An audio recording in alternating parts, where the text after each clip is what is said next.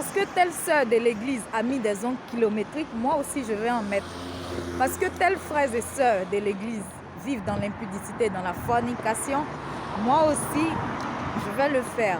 Parce que le diacre ou le pasteur est adultère, moi aussi je peux me mettre dans la fornication, dans l'impudicité, dans l'adultère.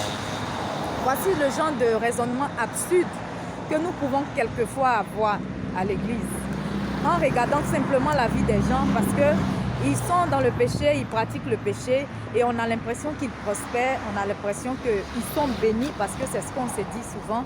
Voilà, ils font ça malgré le fait qu'ils vivent dans le péché, mais ils sont bénis, ils prospèrent, ils ont des voitures, ils ont des maisons, ils ont des biens, voilà, et tout ça. Donc c'est Dieu qui les bénit. Et donc nous aussi, on veut faire pareil, on veut se mettre dans pareille situation.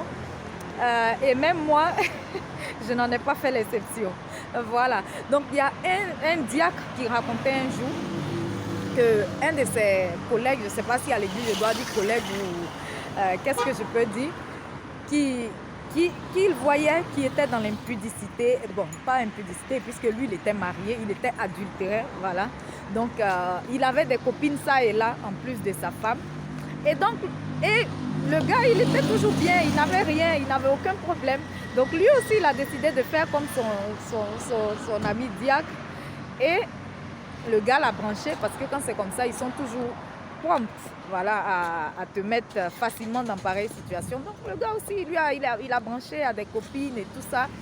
Et quand il a commencé à vivre cette situation, à vivre cette vie,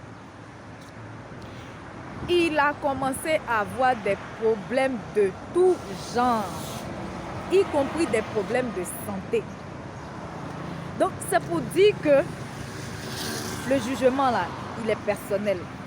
La vocation que Dieu a donnée à chacun n'est pas la même. C'est comme ça dans la Bible, on pouvait voir des gens où quand leurs parents étaient enceintes, leur mère était enceinte d'eux, comme peut-être Samson, nous connaissons tous les hommes de Samson où le rasoir ne devait pas passer sur sa tête.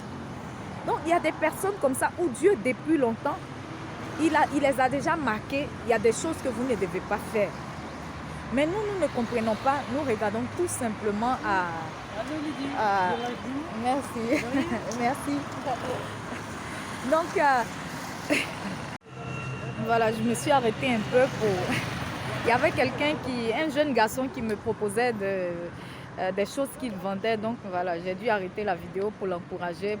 Il était très gentil, très souriant. Donc je me suis arrêtée pour prendre quelque chose avec lui. Voilà, il faut aussi encourager les gens, hein, c'est ça. Il pouvait s'arrêter dans la rue pour mendier ou pour être un délinquant. Ici, les jeunes, ils aspirent la colle forte. Je ne sais pas si c'est parce qu'ils n'ont pas d'argent, si c'est ceux qui n'ont pas d'argent pour payer la drogue ou je ne sais pas quoi. Mais ils aspirent la drogue forte et ça les met vraiment dans un état physique, même quand tu les vois, tu vois un peu comment le diable maltraite les créatures de Dieu.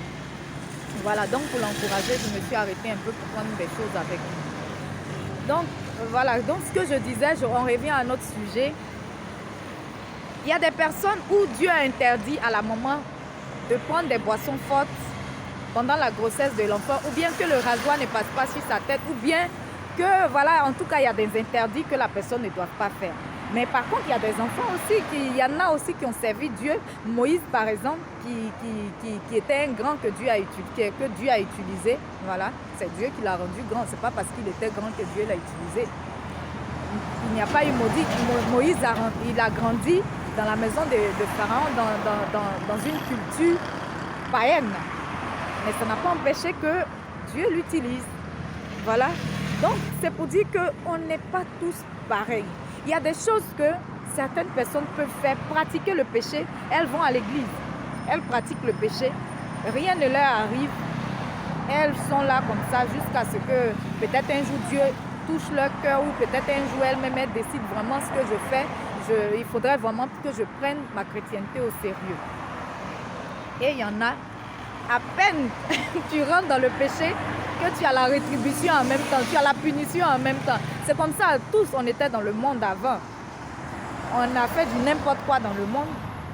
Il y en a malheureusement qui sont décédés dans ça, qui n'ont pas eu cette chance que nous autres avons eu aujourd'hui de nous repentir.